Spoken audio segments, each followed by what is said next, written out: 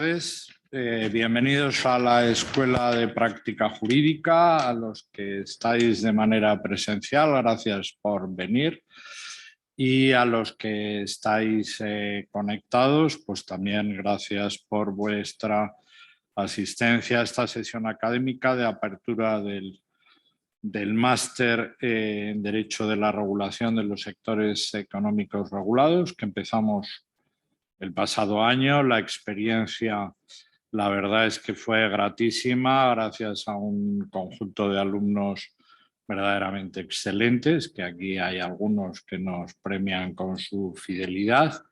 Y para este año, pues también hay un número muy alto de matriculados, de manera la mayoría presenciales, pero también online de diversos sitios y de diversos países.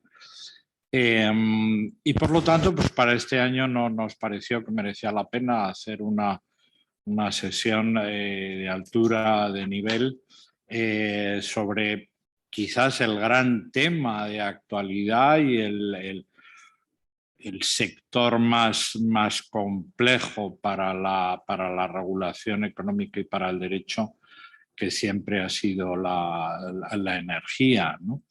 Y yo, abusando de su amistad, pues recurrí a Pedro Mielgo, que ya ha colaborado con nosotros en la facultad, en otras actividades de la acción Jean Monnet, en algún libro, y tenemos hoy la suerte, pues, que nos cuente sus perspectivas sobre este tema, de una actualidad tremenda, pero también de una dificultad verdaderamente impresionante. Voy a decir unas muy breves pinceladas sobre su currículum. Pedro es ingeniero industrial por la Universidad Politécnica de Madrid, PDD por el IES. Ha desarrollado su carrera profesional en los sectores de la ingeniería, de la energía y del comercio internacional, y su actividad profesional ha tenido una dimensión internacional importante. Pedro Mielgo ha sido presidente de Red Eléctrica de España en unos años clave para el asentamiento del modelo de negocio de la compañía como uno de los principales actores del sector energético en Europa. Estábamos comentando antes que es uno de los primeros operadores independientes de sistemas eléctricos del mundo, y en la época de la presidencia de Pedro Mielgo, pues se cuaja una corporación pues muy importante que ahí está, que se puede ver con una presencia extraordinariamente significativa en diferentes tipos de industrias con tecnología de red. Actualmente es presidente de Madrileña Red de Gas y de MGC Partners, y ha sido miembro de Consejo de Administración y consejos asesores de diversas empresas energéticas e industriales en España, Italia, Reino Unido, Rumanía, Suiza y Perú. Es coautor de varios libros y ha publicado numerosos artículos y estudios sobre materias relacionadas con energía, regulación y economía.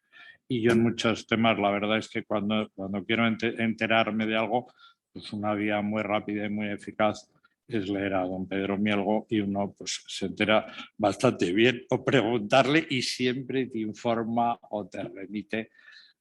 Con lo cual, pues es un lujo, y nuestra gratitud por su presencia en esta sesión de apertura del máster en Derecho de los Sectores Económicos Regulados. Tienes la palabra. Muy bien. Buenas tardes a todos y muchas gracias, Juan, por esta presentación. Se te ha olvidado decir una cosa, es que no soy abogado. Pero bueno, nadie es perfecto, o sea que procuraré hablaros desde una perspectiva que no es la de un abogado, aunque a lo largo de mi vida he tenido que tratar con el lado legal de las cosas durante mucho tiempo y el lado regulatorio, especialmente en Red Eléctrica, en Madrileña Red de Gas y en otros países donde también he tenido que ver con la regulación energética, especialmente. Y por eso el aviso es importante, porque yo voy a hablar de una perspectiva y con un lenguaje que no es el de los abogados, pero que creo que es precisamente muy importante que un abogado, en práctica, en el ámbito que sea, académico, jurídico, judicial, tenga pues un conocimiento básico de la materia sobre la que tiene que trabajar. Hoy ya sabemos que la energía es un tema que está de moda. La energía es materia de titulares y de páginas enteras de los medios a diario, cosa que hace 20 o 40 años no era así, ni muchísimo menos. Y esto que antes era un mundo reservado a los expertos, hoy es un mundo que nos afecta, que sentimos que nos afecta a todos, desde el recibo de la luz hasta la inflación, hasta problemas geoestratégicos y muchas inquietudes y amenazas que percibimos a diario.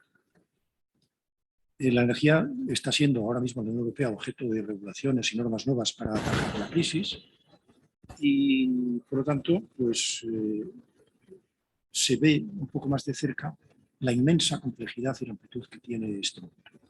Por eso, a mí me parece, y lo he comentado con Juan, y creo que estamos de acuerdo, que todos los profesionales del derecho que trabajan en este campo, que tienen que ver con el campo de la energía, necesitan tener algún conocimiento, al menos básico, de los fundamentos de lo que es la energía en diversas dimensiones, los fundamentos económicos y técnicos, los fundamentos geoestratégicos, porque el derecho actúa sobre esas realidades, son realidades preexistentes, y actuar desde el mundo, desde el lado jurídico, sea fiscal, mercantil, como quiera, en el mundo de la energía, requiere conocer mejor las interioridades de ese mundo. Naturalmente, cuanto más eficaz puede ser la labor de uno mismo. Por eso, hoy he elegido, para hablar de esas interioridades, un tema que además es de actualidad, además de ser un tema de fondo, es un tema de actualidad, que es la crisis energética europea. No voy a entrar en temas de mucho detalle, me voy a mantener en un nivel alto de exposición y de pensamiento que creo que es el que permite ver mejor la realidad de la crisis, sus raíces y también de lo que puede ser en el futuro. Y me voy a centrar en 4 puntos. Uno, el primero es Europa y la energía, donde describiré lo que es la problemática energética en Europa, la relación de Europa con la energía en general. Segundo, la transición energética, que es la dimensión fundamental de la política energética europea de hoy día. Tercero, la situación actual de crisis. Y cuarto, algunas consideraciones sobre el futuro y sobre el papel de la regulación. Esos son los 4 puntos que voy a tratar. Y repito que es muy importante el conocimiento de que hemos elegido este tema, porque yo pongo un ejemplo. A veces vemos en nuestra familia, cerca de nosotros, un cirujano. Y un cirujano, para ser buen cirujano, necesita ser un conocedor no solo de la anatomía y la fisiología del cuerpo humano, sino también de la química, de la física, de los procesos internos de ese cuerpo, de la bioquímica. Y cuanto más conozca eso, mejor cirujano es. Bueno, pues aquí mejor práctica jurídica, mejor capacidad profesional y mejor eficacia se tiene cuanto más se conozcan estos temas. Vamos a empezar con el primer punto, Europa y la energía. No voy a decir que la energía es importante, porque la energía ya lo estamos viendo a diario, como decía antes, pero voy a citar una frase de un artículo que he leído hace muy pocos días de un autor, un economista norteamericano, que decía que la energía es tan importante hoy día, tan importante en comparación con lo que era en otras épocas, hace 50 años, 60 años, incluso después de la Segunda Guerra Mundial, que podríamos decir, y no es una hipérbole, que vivimos en una economía de la energía. La energía es no solo la sangre de la economía, es que es el motor, físicamente. La energía mueve los motores, mueve las máquinas, mueve los aviones, mueve los barcos, pero mueve todo nuestro mundo. Nuestro mundo sería inimaginable sin la energía. Por eso, la preocupación que hay ahora en Europa por la crisis energética que tenemos está perfectamente justificada. Y por eso tiene sentido también que hoy hablemos de lo que en Europa se ha hecho con acierto y con error. Vamos a hablar un poco de todo esto. Europa y la energía. Vamos a ver, Europa es una gran potencia económica en su conjunto. Al decir Europa, me puedo referir a 2 cosas. Me puedo referir a la Unión Europea, que es la entidad en la que viven y se mueven 28 Estados miembros y con unas políticas comunes y con un tratado en vigor. Pero me refiero también a veces a Europa, que suma esa entidad, 28 Estados miembros, más los que no lo son. porque al fin y al cabo en Europa hay países muy importantes que no son miembros de la Unión Europea: Noruega, Reino Unido, Suiza, algunos países balcánicos. Yo creo que del contexto se entenderá cuando hablo de una cosa y de otra, pero voy a utilizar la palabra Europa en general. Europa es una potencia económica.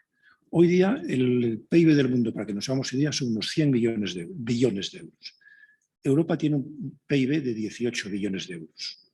Es el segundo después de Estados Unidos o de China, según cómo se mida el PIB de China. Estamos a la par con China aproximadamente. Si se mirara el PIB, si se midiera según la paridad de poder de compra, seríamos la tercera economía del mundo después de Estados Unidos y China. Para producir ese PIB, Europa consume el 11% del petróleo mundial, pero solo produce el 1%, menos del 1%, con lo cual tiene que comprar más del 10% del petróleo mundial para mover su economía. Europa consume el 10% del gas natural del mundo, pero solo produce el 0,8%, con lo cual tiene que comprar un 9% del petróleo mundial. Un 9% del gas y un 10% del petróleo es muchísimo.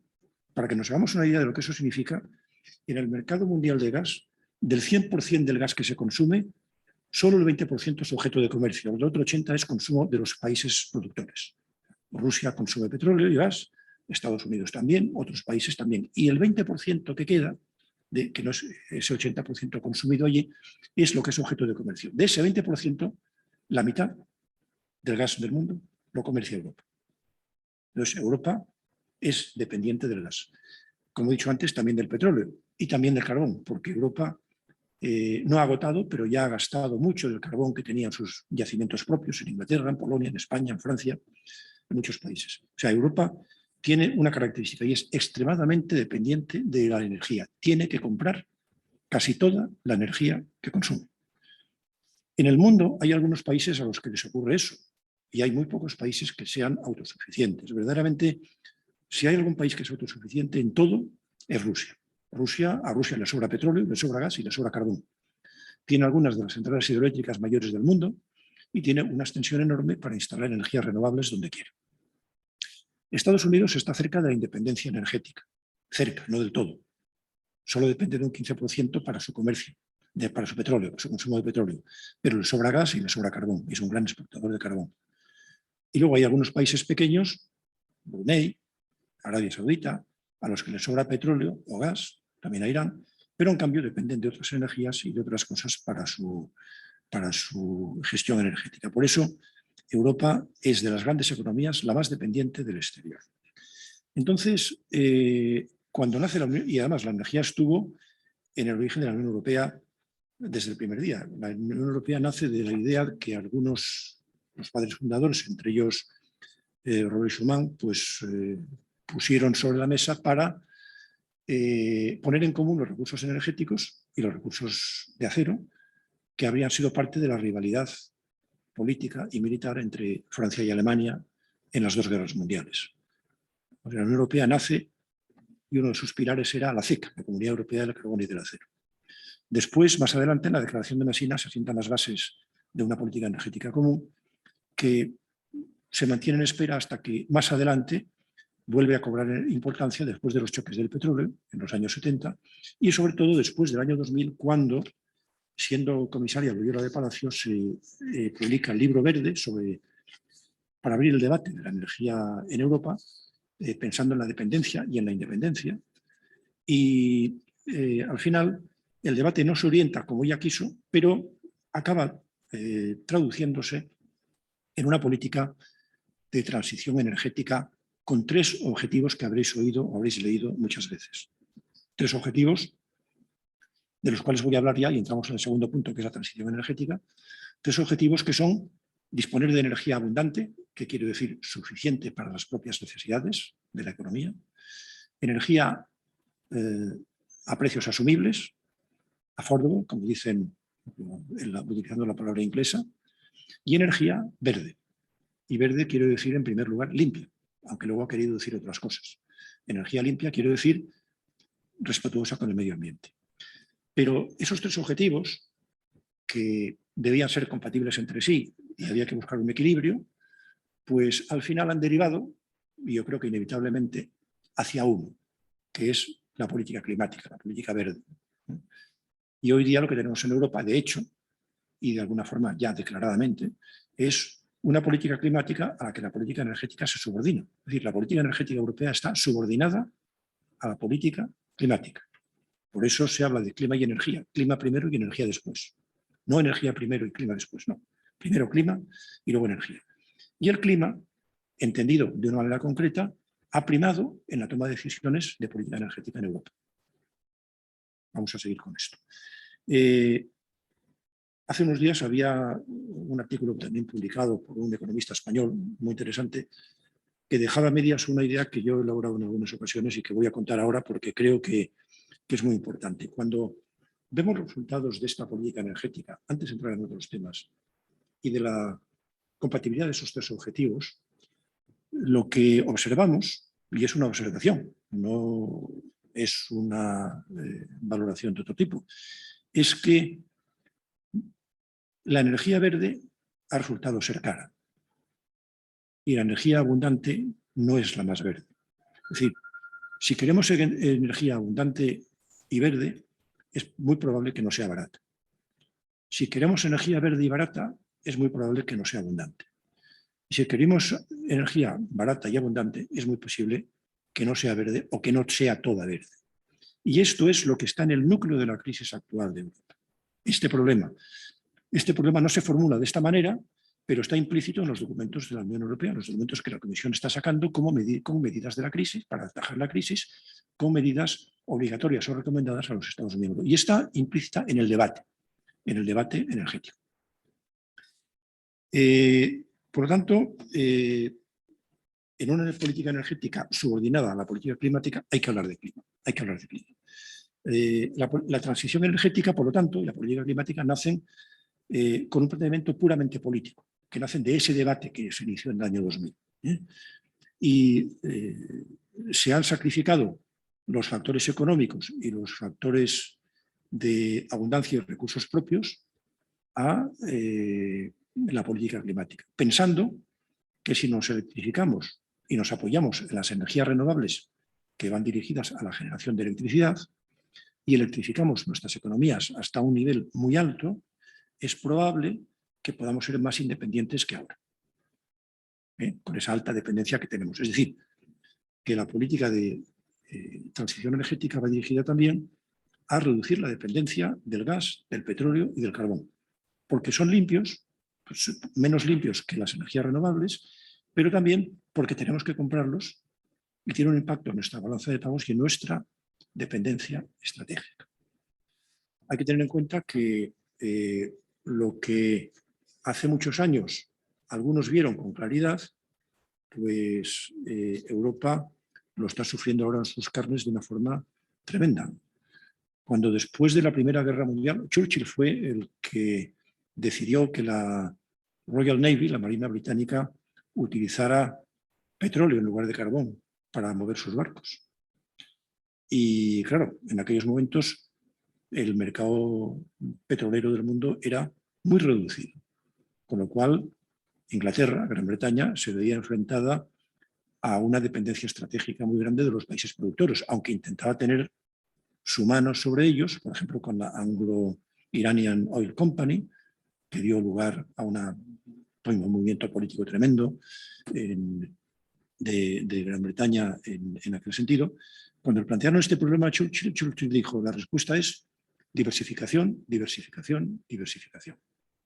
O sea, él era consciente de que la dependencia solo tenía una respuesta, al no tener recursos propios en Inglaterra, no había petróleo en el Mar del Norte todavía. Diversificación. Bueno, eso es lo que ha hecho Europa también. Lo ha hecho conscientemente durante muchos años. Europa importa petróleo y gas y carbón del medio mundo. Y del otro medio no, porque el otro medio está en el Pacífico y se lo exporta todo a China y a Japón. O sea que importamos en Europa del medio mundo. Y esa es una de las respuestas a la dependencia estratégica. Pero un continente, una entidad tan grande como Europa, no puede pensar en ser independiente energéticamente. Puede pensar en cómo gestionar mejor su dependencia. No vamos a ser independientes energéticamente nunca. Nunca. Porque el petróleo y el gas van a seguir siendo indispensables en muchas aplicaciones en las que la electricidad no es un sustituto posible. Hay procesos industriales que van a tener que seguir usando gas. Y si no es gas natural, metano, será hidrógeno mañana, suponiendo que el hidrógeno sea barato, que a eso no hemos llegado todavía. Hay muchas aplicaciones en las que es impensable la utilización de electricidad. Por ejemplo, ¿alguien se imagina un ejército en el desierto de Irán o en medio de las llanuras de Europa eléctrico? Imposible. ¿Alguien se imagina un país que solo tenga ambulancias eléctricas y que tenga apagones? Imposible. ¿Alguien se imagina que en Florida, donde en el último huracán enorme de 2018 hubo que evacuar del sur de Florida 5 millones de coches, se imagina que esos 5 millones sean eléctricos? Imposible. Es decir, vamos a seguir siendo dependientes. Lo que tenemos que hacer es gestionarlo mejor. Ahora veremos algunos aciertos y algunos errores que se han cometido en ese tema. Bueno, esto es lo que de alguna manera significa la transición energética. No voy a extenderme sobre los fundamentos científicos del cambio climático, que es la justificación presuntamente científica o ideológica de la política climática. De eso podemos hablar más tarde quizá. Pero sí voy a decir que el punto clave de la política energética europea ha sido, como hemos visto, la aceleración de la instalación de energías renovables, que es la única vía a corto y medio plazo para poder sustituir consumo de otras energías primarias por esta. Y así hemos llegado a la crisis de 2021 y 2022. ¿Qué ha pasado? ¿Qué ha pasado? Bueno, pues ha pasado que el objetivo de descarbonización, que acabo de citar, que es la eliminación de los combustibles fósiles que producen CO2 en su combustión, anhídrido carbónico, que se supone que es el problema del clima, el objetivo de descarbonización ha llegado a dos cosas. Primero, un fuerte incremento de la instalación de generación eléctrica renovable. Alemania, Portugal, España, Italia, Gran Bretaña, menos en Francia, menos en otros países, se han lanzado a construir ese tipo de instalaciones. Segundo, se ha cerrado gran parte de la generación de otras tecnologías, por ejemplo, carbón. En España hemos cerrado casi todo el carbón que teníamos hace unos años. Teníamos 11.000 megavatios de carbón y ahora tenemos 3.000, que prácticamente funciona muy poco. Alemania cerró parte de su generación de carbón, aunque ha abierto una generación nueva. Se ha cerrado también generación nuclear, que es limpia, y la Unión Europea lo ha reconocido en la última decisión sobre modificación de la taxonomía, considerándola tan verde como las otras energías verdes, que quiere decir limpia en este caso, pero se juntó la desnuclearización, que era un objetivo político de algunos partidos políticos, con la descarbonización. Y en algunos países, como Alemania, se ha cerrado casi toda su generación nuclear. De 22 centrales nucleares le quedan 3 en activo, en operación. Y se van a cerrar este año. Aparentemente los verdes han dado el visto bueno al gobierno de coalición actual para que en esta situación de crisis se alargue el cierre al menos un año. Pero están a punto de cerrar. Con lo cual Alemania necesita desesperadamente gas, carbón y renovables. En España hay un calendario de cierre. En Suiza, la ley de transición energética prevé también reducir para 2050 a cero toda la generación nuclear. En Francia, la ley de transición del presidente François Hollande preveía reducir al 50% la generación nuclear. Ha dicho que bien, pero que primero la seguridad. Tanto es así que hace un mes, después de 5 años de no preocuparse de la cuestión nuclear, ha anunciado un plan para construir 18 centrales nucleares. Entonces, se está poniendo de manifiesto que la transición energética aceleró unas decisiones que ahora se revelan como no muy acertadas, porque hay que volver a construir centrales nucleares, hay que alargar el cierre de las nucleares alemanas. Y en cuanto al carbón, solo voy a decir una cosa: en la crisis de 2021-2022, los precios mayoristas de la electricidad más bajos de toda Europa han tenido lugar en los 4 países que han quemado más carbón en proporción a su dimensión: Alemania, Polonia, Chequia y Eslovaquia. Esos 4 países han tenido a diario, durante todo el otoño del año pasado y el invierno, hasta los precios mayoristas más bajos gracias a su carbón, al carbón importante, fundamentalmente carbón doméstico, como la demanda importante. Entonces, como veis, la transición energética hay algunas contradicciones o algunas debilidades que son consecuencia de decisiones no muy acertadas, me parece. Y en cuanto al gas, que es parte del diseño del problema que ha habido, ahora mismo. Y antes voy a decir lo que ha ocurrido en 2021. En 2021, los precios del gas natural, que son los combustibles más usados, acabo de hablar de nuclear y de carbón, pero el combustible de referencia en Europa para la generación eléctrica es el gas. ¿Por qué? Porque el gas es más lento que el carbón, porque es más barato y más ventajoso que el petróleo, que se ha quemado por muchos años en forma de gasóleo o de fuelóleo para generar electricidad, y porque era muy abundante. Era muy abundante. De hecho, en 2018, 2019 y 2020, los precios del gas natural estaban en mínimos históricos en todo el mundo, tanto en el mercado norteamericano, el hub principal en Oklahoma, el hub, como los precios de Europa, los hubs principales como son el NBP de Inglaterra o el TTF de Holanda. Entonces, esa situación de mínimos precios históricos se debía a que en los últimos años anteriores se había producido un incremento de producción de gas debido a 2 razones. Una, la aparición del gas de esquisto, que se extrae en Estados Unidos con las técnicas de fracking, y muy poquito en el resto del mundo, que aumentó notablemente la producción de gas, y además hizo que Estados Unidos pudiera exportar gas, que hasta entonces no exportaba. Y segundo, la entrada en el mercado de gas asociado al petróleo. Como sabéis, en la estación de petróleo, en los puntos de petróleo también hay gas. Ese gas antes se tiraba, porque no tenía valor económico, porque cuando yo tengo una refinería con un oleoducto, a lo mejor tengo un gasoducto, y tocamos que vale gas en una antorcha, como veréis en muchas refinerías por el mundo, pero ese gas empezó a tener valor y se empezó a utilizar y a poner en el mercado. Entonces, todo eso bajó los precios. Pero en 2021 se venía produciendo desde hace años un crecimiento de la demanda que voy a exponer ahora en qué consiste. Y los precios empezaron a subir, tanto que de 20 euros el megavatio hora a principios de año, a final de año estaban por encima de 150 euros. Antes de la guerra de Ucrania. Entonces, esto había ocurrido poco a poco. Y de repente nos dimos cuenta de que el gas era muy caro y la electricidad era muy cara. Porque los mercados de electricidad en toda Europa son mercados que tienen una marginalista y que las tecnologías compiten. Desde que ejercían compiten, cada unidad de producción eléctrica y contribuye a formar la curva de oferta, y donde se cruza con la curva de demanda, ahí se forma el precio marginal. Y ese precio, en la mayor parte de las horas del año, lo determinaba el gas. Y el gas, por lo tanto, se convertía en el factor clave del mercado.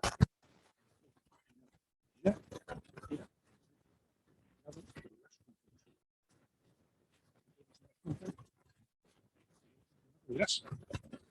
El problema de la electricidad se acaba cuando el gas se agota.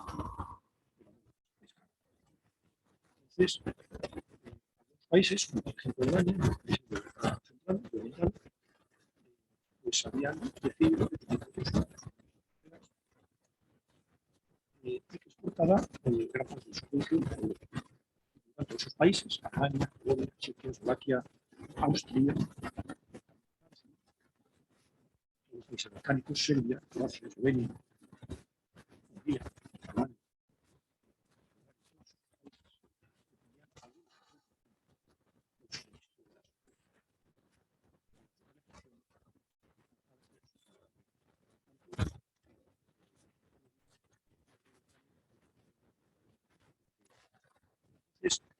La dependencia de Rusia hizo que se todos. No veremos por qué eso fue. La dependencia de Rusia hizo que se construyeran varios oleoductos. Hay 5 gasoductos principales que vienen de Rusia hacia Europa, el Yamal 1 y Yamal 2, que vienen del noroeste de Siberia, del peninsula de Yamal, que tienen cada uno una capacidad de 33 BCM al año. 33 BCM es lo que consume España en todo el año. Es decir, cada uno de estos productos equivale al consumo de España. Luego estaba el Nord Stream 1, que hemos oído en la prensa, en los medios mucho, que lleva gas a Alemania, que tiene una capacidad de 55 BCM, es decir, 1,6 veces el consumo español. Y el Nord Stream 2, que no ha entrado en servicio, que tiene la misma capacidad, 1,6 veces el consumo español. Y luego hay un gasoducto, dos gasoductos al sur, que son el Druzhba y el Northern Lights, que tiene una capacidad de 170 veces, es decir, 5 veces el consumo español. Eso para que nos demos idea del volumen de gas que circula por ahí. Circula o puede circular como 10 veces el consumo español, para alimentar a esos países. Por lo tanto, esa dependencia es un factor crítico de la estrategia energética de esos países. ¿Qué habría ocurrido con la demanda en Europa y en el mundo de gas? Porque uno de los principales factores por los que los precios empezaron a aumentar es por la demanda. Evidentemente, si la demanda de un bien aumenta, si la oferta no puede responder, los precios aumentan. Bien, entonces, había ocurrido que la demanda en el mundo había crecido mucho, para que nos hagamos idea de una cosa. En la década de 2010 a 2020, la demanda de Asia se incrementó en 2/3, un 67%, es decir, a un 6%. La demanda de China, que era una parte importante de esa demanda, en 10 años se multiplicó por 3. Es decir, gran parte del crecimiento de Asia es que la demanda de gas de China se triplicó. ¿Y qué pasó en Europa? ¿Y en Norteamérica? Pues en Norteamérica pasó lo que he citado hace un momento. Estados Unidos empezó a producir gas de fracking y junto con Canadá se han convertido en un gran exportador de gas. Norteamérica en conjunto es excedentaria en gas. Y Estados Unidos empezó a construir a toda prisa terminales de licuefacción de gas, tanto en la costa oeste como sobre todo en la costa este, para exportar sobre todo a Europa, que era un mercado que había reducido su consumo de gas desde el año 2000 hasta el 2012, un 20%, y que eso era coherente con su política de transición energética. Pero resulta que como era tan importante el gas, porque como hemos dejado de consumir carbón en generación eléctrica, lo hemos sustituido por gas, y 2021, la demanda de gas de Europa había crecido otro año. Entonces, Europa tenía una dependencia por Estados Unidos. Se puede, los precios de momento empezaron a aumentar. Y en noviembre, diciembre, enero, meses de frío, aumentaron más en octubre todos. Pero hubo más causas, el lado de la oferta, pues tanto Rusia como Estados Unidos se esforzaban en tener un mercado creciente porque era su propio interés. Pero los productores, cuando tenían dudas sobre el crecimiento de la demanda, sobre todo en Europa, habían invertido menos en exploración y producción. Si invertir en exploración y producción, no puede haber producción dentro de unos años. Si yo no invierto en exploración, dentro de unos años mi producción baja. Inevitable. Y eso había empezado a ocurrir en algunos productores. Segundo, la producción europea estaba en declive. En el Mar del Norte, por ejemplo, la producción de Gran Bretaña de petróleo y de gas se había reducido a la mitad desde el momento. Y otros países de Europa están produciendo menos gas que hace unos años. Y por diversos problemas de disrupciones, el flujo de gas de Rusia hacia Europa a finales de año se había reducido en un 30%. ¿Por qué? Pues por problemas de dos tipos. Uno, hubo algún incidente técnico, hubo un incidente dos incidentes en dos plantas, una en Yamal, que se llama Yamal, y otra en Novi Urengoy, que dejaron fuera de servicio dos plantas de tratamiento de gas y dos suministros de gas. Por otra parte, la certificación del gasoducto Nord Stream 2 que llevaba Alemania se alargó y finalmente se paró. Ya con la Unión Europea se paró definitivamente. O sea, que ese gasoducto no empezó a entrar en servicio. Entonces, Europa tenía que tirar más del gas de Estados Unidos, de Nigeria, de Qatar y de otros productores. Estados Unidos, que tenía mucho interés en el mercado europeo, empezó a vender a Europa todo lo que podía. Pero, las cosas no son perfectas, y en una planta de licuefacción en Georgia, porque el gas que viene de Estados Unidos viene por barco, altanero, hubo un incidente grave y estuvo fuera de servicio 18 meses.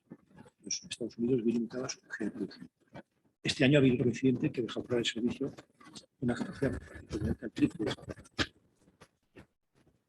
O sea que vemos ha habido más cosas. Por otra parte, el gas de Estados Unidos también ha subido de precio. Ha subido de precio por dos razones. Una, por la segunda media sube factor 2. Se ve el fracking, el precio de equilibrio que cubre los costes del break-even, que es el precio que cubre los costes de producción del producto, no es tan bajo como el precio anterior de la época de mínimos históricos en muchos productores que hoy no venden a pérdida. Donde vendían a $3 por millón de BTU, se lo están vendiendo entre 7 y 9.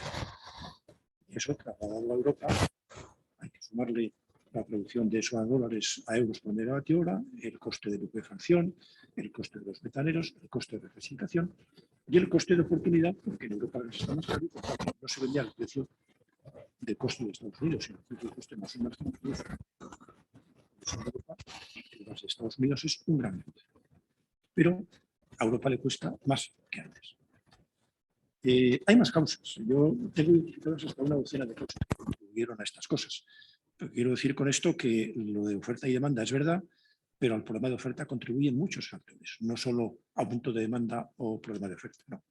Problemas de disrupciones, huelgas en Nigeria, problemas de exportación de Nigeria por GNL, problemas en Algeria con incidentes técnicos y después, en el caso de España, la disputa con Algeria y Marruecos sobre el Sáhara, que ha reducido la exportación argelina a Europa, no solo a España, en 5 BCM, que es una cantidad importante. Entonces, todas esas causas y algunas otras que no me extiendo han causado esta crisis. Y entonces nos encontramos con que la crisis recibe un nuevo empujón, que es la guerra de Ucrania. La guerra de Ucrania se traduce en dos cosas. En el uso por parte de Occidente de las sanciones a Rusia, entre ellas sanciones o decisiones de prescindir del suministro ruso de gas y petróleo, cosa que es imposible a corto plazo, y dos, el uso de arma de Rusia en respuesta como del petróleo y del gas como arma estratégica. Si tú me pones sanciones, yo reacciono y te subo el precio o te dejo de suministrar. Y vas a ver cómo pasas este invierno. Y en eso estamos. Entonces, eso ha contribuido al aumento de precios. Si vemos las curvas de precios en Europa, lo que vemos es que el precio del gas este año, antes de la guerra hasta el día antes de la guerra de Ucrania, estaba $350 en el mercado. Después ha tenido picos, de las incidencias de los anuncios de sucesos en la guerra de Ucrania o de movimientos políticos, ha habido puntas de hasta 340. Que quiere decir que la electricidad con gas a ese precio estaría a 800 euros el megavatio hora. 800. Cuando en España hasta el año pasado estábamos por debajo de 60. Eso es la idea de lo que estamos hablando, de la magnitud de la crisis. Entonces, esta crisis está en pleno desarrollo, no sabemos lo que va a ocurrir en invierno, pero ahora vamos a ver lo que ha hecho Europa históricamente para llegar a esta crisis. La decisión de algunos países de echarse en manos de Rusia como proveedor privilegiado es una decisión que a primera vista en su momento pudo tener sentido. Tengo un vecino que tiene recursos energéticos abundantes y yo no los tengo y además me los vende a buen precio, pues se los compro a él. Pero claro, los compro y me los suministra por unos tubos que llegan a mi territorio. Pero si un día tengo que sustituirlos, ¿qué hago? Pues resulta que Alemania y esos países no tenían un plan B. Así de claro, no tenían un plan B y se han encontrado que se han quedado colgados de la brocha, como se suele decir en lenguaje corriente. Por eso están, con Alemania a la cabeza, pero también otros países, tratando de buscar soluciones de ahorro, de compartir las penurias y de pensar en el futuro. Lo que ocurre es que algunos países están pensando en parches a corto plazo. Por ejemplo, la política alemana es más de corto plazo y otros pensando en largo plazo. Por ejemplo, Francia. Ya, antes de decidir qué hacemos con Rusia, Francia ya ha anunciado 18 centrales nucleares, que naturalmente no van a estar en servicio el mes que viene. Va a tardar muchos años, pero quiere decir que está pensando en el largo plazo. Porque da la casualidad de que mirando la historia de los sistemas energéticos de uno y otro, son dos modelos diferentes. El de Francia y el de España, por ejemplo, están pensados a largo plazo con sus propios intereses estratégicos en la mesa. El de Alemania también, pero más en el corto plazo, porque depender de un país fundamentalmente de uno, no de 10 ni de 5, fundamentalmente de uno, y no tener plan B, Eso es un error político y estratégico muy grave.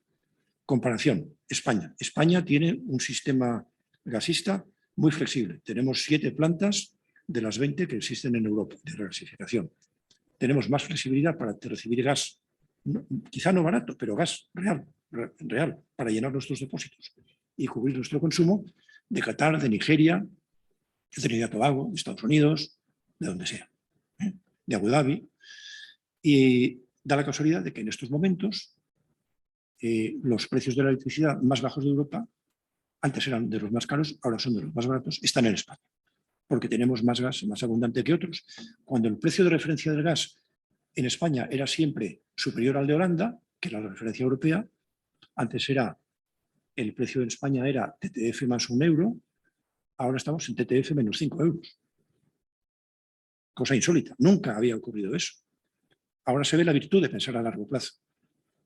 Más vale que no cometamos más errores a largo plazo en nuestro país, por ejemplo, por la cuenta que nos tiene. Pero esto es un ejemplo de cómo el mundo de la energía es un mundo de largo plazo. Las inversiones energéticas son inversiones de larguísimos periodos de recuperación y, por lo tanto, las decisiones que se toman en política energética, acertadas o equivocadas, pesan sobre los países que las adoptan durante décadas. Los errores de la crisis energética de California del año 2000 todavía pesan hoy. California tiene la electricidad más cara de Estados Unidos, 20 años después. El ejemplo de España, Alemania y Francia lo acabo de explicar en 2 pinceladas, pero podríamos entrar mucho más en todo esto. Pero hay más errores. En Europa se han cometido otros errores energéticos. Muchos países, entre ellos España, por la presión de los activistas ambientalistas, no discuto los planteamientos ambientalistas ahora, solo digo que por la presión de los partidos verdes o partidos políticos ambientalistas, se ha prohibido por ley explorar los recursos minerales energéticos propios. O sea, en España está prohibido explorar gas, está prohibido explorar petróleo, está prohibido extraerlo. Cuando vamos a necesitar litio a gran escala, y va a ser un problema en Europa, porque el 80% del mercado mundial de litio está en manos de China, que es otra dependencia tan seria como la de Rusia de antes. En España tenemos litio. Está prohibido explotar y extraer litio y explorar por ley, la ley de transición ecológica.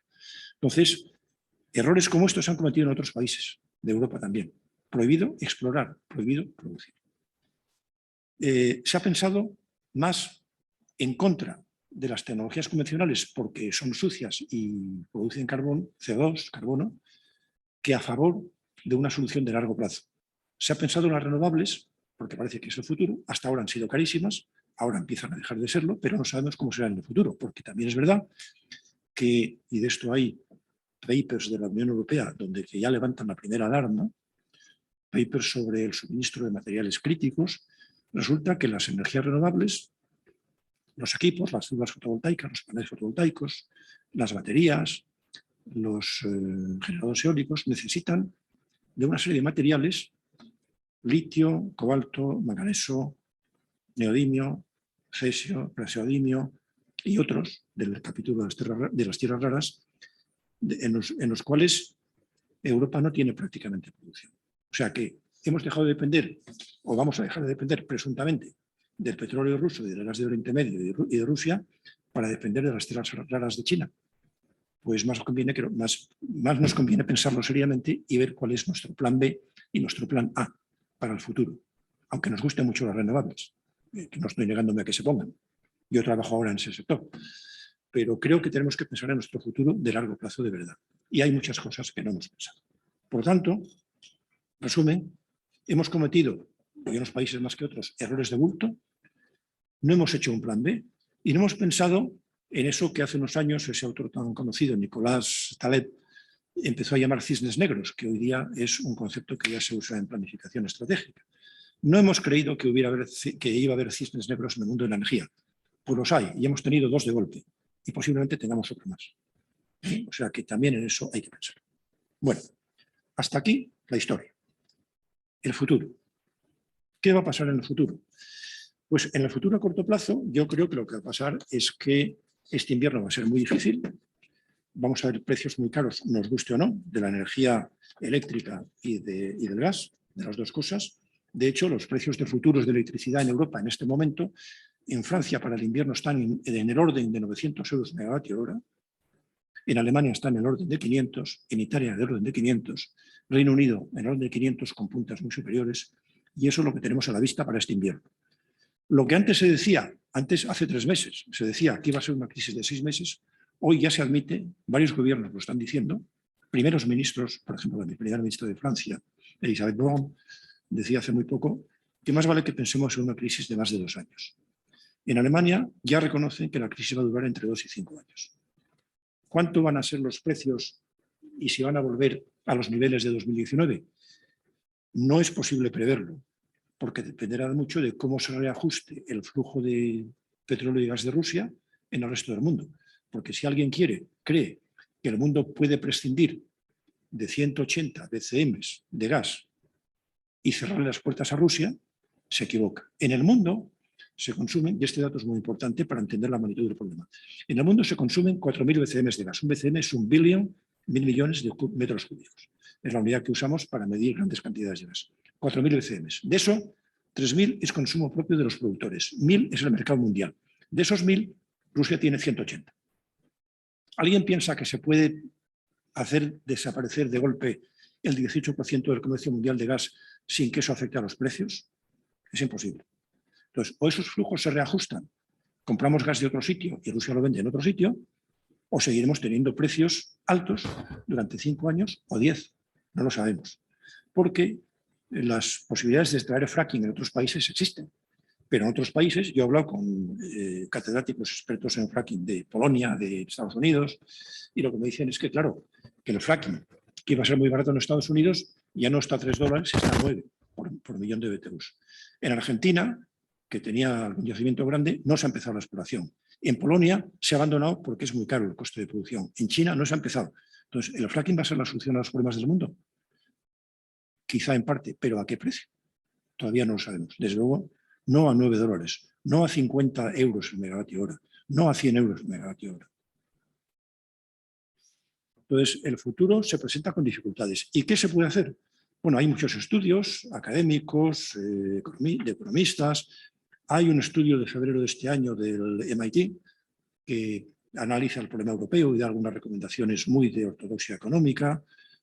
Y hay análisis también en España y en Europa, pero yo creo que las soluciones a estos problemas deben venir por 2 vías. La primera vía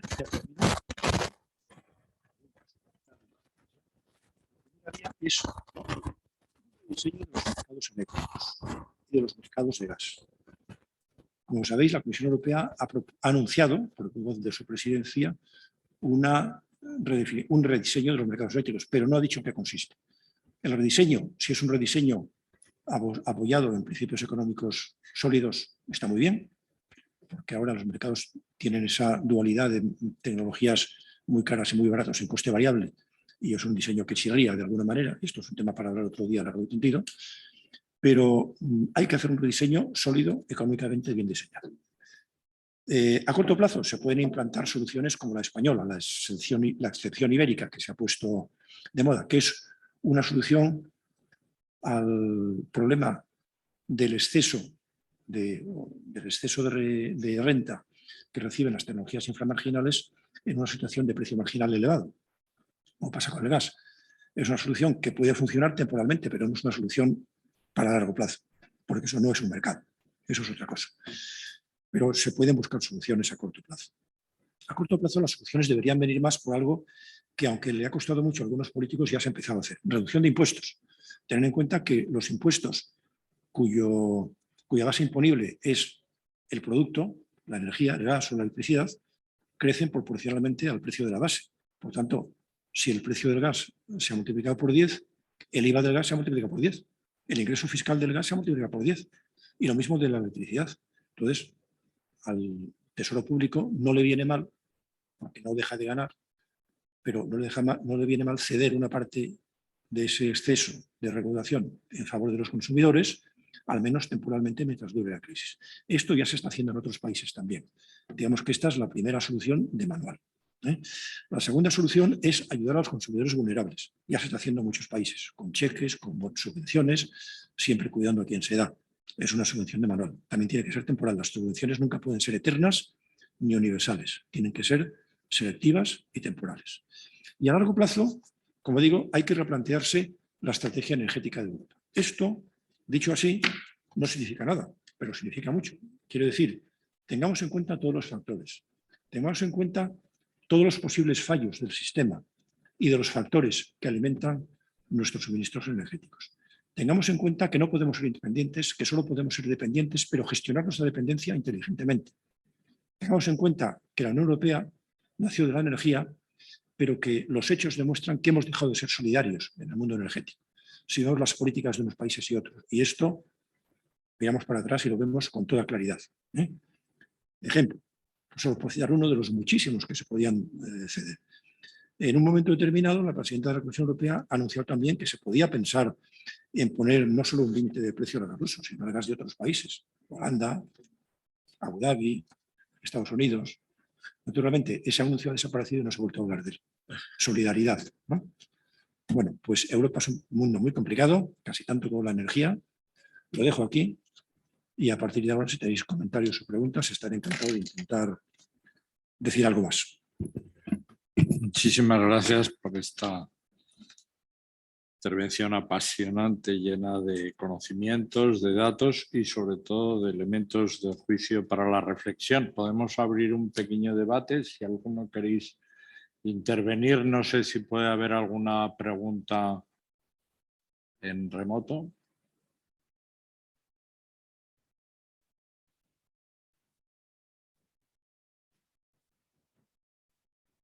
Sí, el profesor Zamora.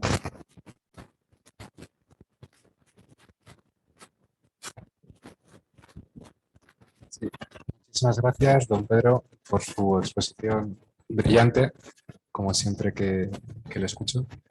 Me gustaría que la pregunta, digamos, se centrara en cómo cree usted que podría encajar dentro, ¿no?, de este contexto tan complejo que ha descrito con gran acierto, la generación distribuida de energía eléctrica y, en concreto, el desarrollo de mercados locales de electricidad.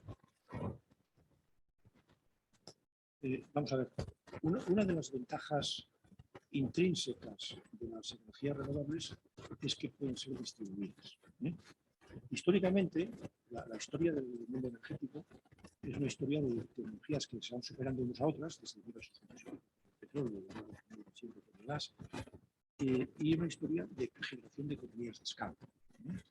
Es mucho más rentable, mucho más eficiente y mucho más beneficioso para los consumidores tener refinerías de petróleo grandes que pequeñas, tener centrales eléctricas grandes que pequeñas.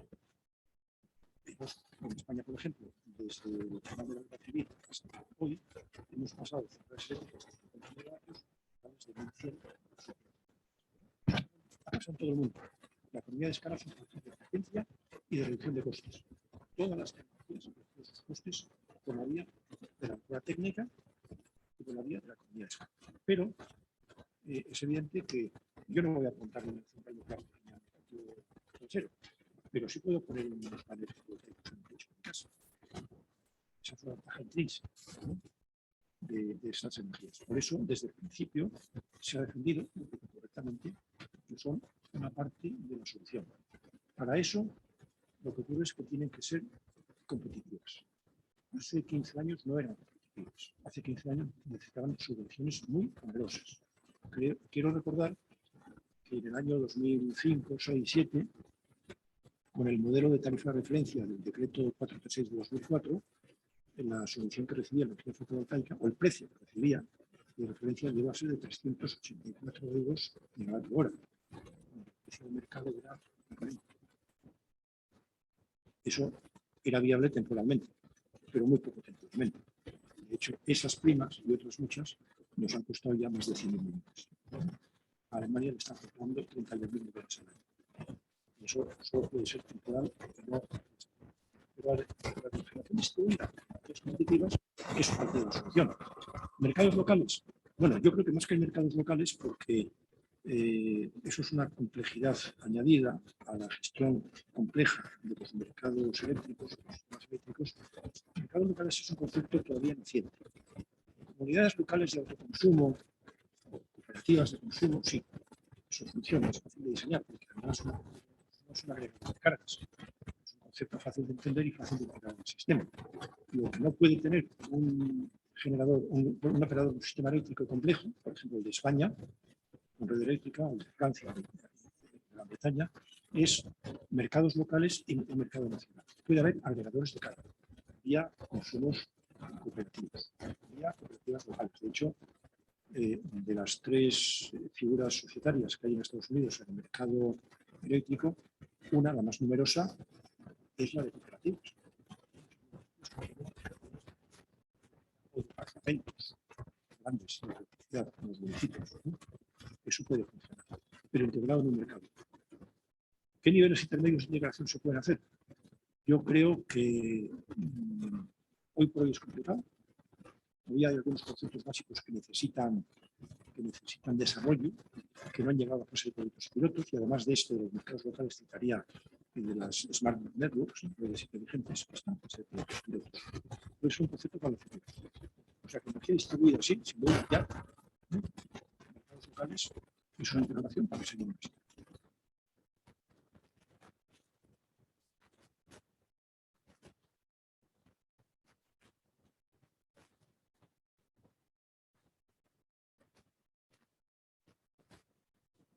Hola, buenas tardes. Muchas gracias por su ponencia.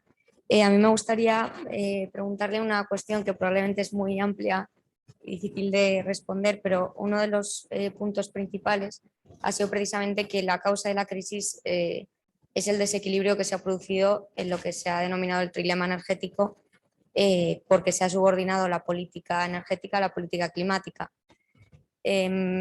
Aquí yo tengo o tendría muchas preguntas, ¿no? Pero realmente es posible, porque yo veo el problema en una ideología global de protección del planeta y en pos de la cual se está sacrificando o se está poniendo en riesgo la competitividad de Europa, la economía de Europa, etcétera, con una utopía que es la independencia energética, porque no tenemos fuentes primarias que nos permitan ese objetivo, ¿no? Y las renovables tienen unos límites que están claramente establecidos. Entonces, o sea, ¿qué solución posible? Porque aquí entra, como hablábamos al principio, factores geopolíticos, presiones sociales, y todo está subordinado hacia la protección del medio ambiente. Y uno se encuentra al final con que se producen males mayores y que esa protección al medio ambiente no va a ser posible si no se solucionan los problemas económicos. Entonces, era por preguntarle qué horizonte ve en este sentido o qué posibles soluciones se podrían plantear. Muy bien, una pregunta muy interesante. Yo creo que esa pregunta es una de las 3 o 4 preguntas clave que hay que hacerse cuando se diseña una política energética, sea nacional o sea europea o mundial. Es una pregunta clave. Y voy a responder empezando por el principio. Vamos a ver. Esos 3 objetivos son 3 objetivos que cualquier país sensato se los plantea. Son universales. Pero no porque los ambientalistas o los partidos verdes ganen las elecciones en todo el mundo. No los ganan. O sea, en Asia no hay ningún país que tenga un partido verde en el poder, por ejemplo. Y Asia es más de la mitad de la humanidad. Entonces, no veamos solo el problema del activismo ambientalista, que es real. Veamos qué significa la ideología ambientalista, porque la transición energética y la política climática tienen, antes he dicho que se iniciaron como un planteamiento político, pero evidentemente detrás de esa política hay una ideología. Las ideologías pueden ser buenas, malas o medio pensionistas. Todo depende de hasta qué punto se basen en la razón y en el equilibrio. No voy a discutir la ideología medioambientalista, porque creo que el medio ambiente hay que cuidarlo. Pero ¿hasta dónde hay que cuidarlo? Pues aquí hay 2 cuestiones. La primera cuestión es que existe un acuerdo universal, y yo creo que razonable, en que hay que sentir la preocupación por el medio ambiente y actuar. 2, que es la otra cara de la moneda. Tal como se ha planteado el ambientalismo, o la ideología, por llamarle verde, es una ideología maximalista, utópica, que se ha demostrado que tiene graves errores, porque conduce no solo a una energía costosa, sino que tiene fundamentos científicos erróneos. De hecho, uno de los debates que no se han abierto, más que tímidamente, y que habría que abrir, es el de los fundamentos científicos de la ideología ambientalista. No voy a entrar en ese debate porque nos tenemos aquí por 3 meses hablando de ello, no 3 horas, pero voy a decir una cosa que es muy interesante para pensar, para lanzar una idea. Si el clima fuera una cosa tan sencilla que se pudiera regular apretando un botón que es el del CO2, ¿podríamos creernos eso? Pues los climatólogos de verdad dicen que el clima, los modelos climáticos, intervienen muchos factores y muchos ni siquiera están tenidos en cuenta. Hay científicos que han dicho que tienen listas de más de 600 factores de diversos tipos que influyen en el clima de un país o del mundo. 600 factores. No están en ningún modelo climático. Los modelos climáticos fallan más que una escopeta de feria y basta con ver los informes del IPCC, no informes de un investigador cualquiera al contrario a estas cosas. No, basta con ver los informes del IPCC. Los modelos climáticos no demuestran que el CO2 sea el único ni el mayor causante del aumento de temperatura. Los modelos climáticos y los estudios que se hacen actualmente ignoran algunos factores básicos, por ejemplo, la actividad solar, donde hay estudios desde hace muchísimos años, no de ahora, desde antes que esta polémica se iniciara, que demuestran correlaciones fortísimas entre la actividad solar y la temperatura mundial, con correlaciones mucho más fuertes que la concentración de CO2. Ahí lo dejo. Esto es para pensar. Quiero decir que una ideología llevada a un nivel razonable puede ayudar a resolver problemas. Una ideología convertida en herramienta política utópica puede ser un problema. Es lo que yo veo. Ahora, segunda parte de la respuesta. Estás para entender el fundamento de lo que voy a decir a continuación. Los 3 equilibrios, los 3 objetivos y el equilibrio entre los 3. En el mundo, no todos los países han hecho lo mismo. De los 3 factores, Asia ha elegido la energía barata. Asia, empezando por China, la India, Vietnam, Tailandia, Pakistán, Birmania, no van a renunciar al crecimiento económico, no van a renunciar al desarrollo de sus países, a la desaparición de la pobreza y a poder competir de igual a igual con Estados Unidos o con Europa. Y lo han dicho con toda claridad. Cuando Xi Jinping ha dicho que ellos van a reducir un 60% sus emisiones en 2065, quiero decir que estamos hablando de un problema ad calendas grecas. O sea, el objetivo de China no es reducir las emisiones de CO2 a 0, es que su país sea el primero del mundo. Y su política energética irá subordinada a eso, exclusivamente a eso. Y cuando China dice que va a quemar más gas y que monta energías renovables y es pionero, por ejemplo, energía eólica, es porque en las grandes ciudades de China ha habido protestas sociales y problemas de salud muy graves, con manifestaciones muy duras, por lo irrespirable del aire en invierno en determinadas condiciones climáticas. China es el país con más ciudades del mundo, con población de 1 millón, 5 millones, 10 millones de habitantes. Yo he viajado mucho a China y he vivido inviernos en ciudades como Pekín, con viento en calma, con vientos dominantes del oeste, donde están gran parte de las industrias, y con un aire irrespirable, donde uno mira por la calle y no ve más que una nube gris. No se ve el final de la calle. Y como esto, en muchas ciudades del interior de China. Esto, que ha sido causa de problemas, está en los medios, esto es de dominio público, ha hecho que China también se preocupe del medio ambiente, pero hasta aquí, hasta que aliviamos esos problemas. Pero renunciar al crecimiento económico de ninguna manera. Estados Unidos se preocupa mucho por el medio ambiente y los lobbies ambientalistas son muy potentes y el Partido Demócrata lo ha hecho suyo, la ideología ambientalista. Pero la ideología de Estados Unidos es energía barata, porque es mi desarrollo económico y mi predominio económico y predominio energético. En la estrategia energética publicada en el año 91, y posteriormente es 2001, con Bush, pero ya desde Nixon, en el año 73, por ahí, los documentos de la Casa Blanca sobre estrategia energética utilizan una expresión que hay que mantener muy clara, porque es la clave de esa estrategia energética. Energy dominance. Estados Unidos quiere ser el primero del mundo en dominar la energía, dominar el petróleo, dominar el gas, dominar el carbón, dominar las energías renovables y dominar los mercados energéticos. Y es el que está más cerca de conseguirlo en el mundo. El único país que junto con Rusia podía dominar esos mercados. Y por lo tanto, ellos dicen, medio ambiente sí, pero no, hay un desequilibrio. Primero, energía barata y abundante, que ya la tengo. Abundante ya la tengo porque es mía. Ahora barata. Y por eso ha habido tanto apoyo a los productores de fracking, a pesar de que han estado perdidos mucho tiempo, para que no salgan del mercado, porque eso es la clave de la energía barata. Y el medio ambiente también, pero está aquí. Entonces, ¿se puede buscar un equilibrio? Sí. El problema está en que el equilibrio para Europa, que es un país rico, sin fuentes de energía propias, no puede estar en el mismo punto que el de China o de Estados Unidos. Hay que sentarse a hablar a partir de cero. Creo que he dado algunos elementos, si no doy toda la respuesta. Bueno, tenemos que terminar también para ajustar los...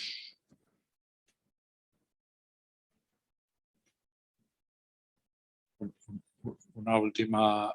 ¿Puede entrar una pregunta final? O... Sí, hay una que está aquí. Hay una que está aquí, la contesto, ahora es un minuto. Ah, vale. La excepción ibérica. Vamos a ver. La excepción ibérica, como he dicho antes, es una solución de no mercado, es una intervención en el mercado. Es una intervención en el mercado que consiste, como ya sabéis, supongo, en limitar el precio del gas que se utiliza para generación eléctrica, no para otros usos, solo para generación eléctrica, y obligar a los generadores eléctricos que utilizan gas a construir su precio de oferta con ese precio virtual, no real, del gas. Y la diferencia entre ese precio y el real, o el coste que para ellos supone, se le compensa por todos los consumidores en proporción a su consumo. Es decir, que con eso el punto de cruce de la curva de oferta con la de demanda es a un punto de precio marginal mucho más bajo, y aunque el precio que pagarían algunos consumidores crece porque tienen que pagar la compensación del gas, pero a corto plazo supone un alivio al precio nominal del mercado y al precio final, porque elimina parte de ese excedente o windfall profit de las tecnologías inframarginales. Es decir, es una solución de no mercado a corto plazo. Está funcionando bien, algunos países europeos quieren implantarla también, pero evidentemente todas las soluciones de intervención deben ser temporales y limitadas. Hay un vicio político muy grave, no solo en España, sino en toda Europa, y es que los mercados, sobre todo los energéticos, están intervenidos, ferozmente intervenidos, y los errores de la intervención se corrigen con más intervención. Hay que eliminar ese error. Pero de momento y temporalmente está funcionando. Yo creo que puede ser temporalmente una buena solución. Muy bien, pues muchas gracias a todos por su asistencia presencial y online, y muchísimas gracias a Pedro Mielgo por una intervención que en esta casa y para muchos proyectos de investigación pues yo creo que va a ser valiosísimo. Gracias, muy buenas tardes. Encantado de estar aquí.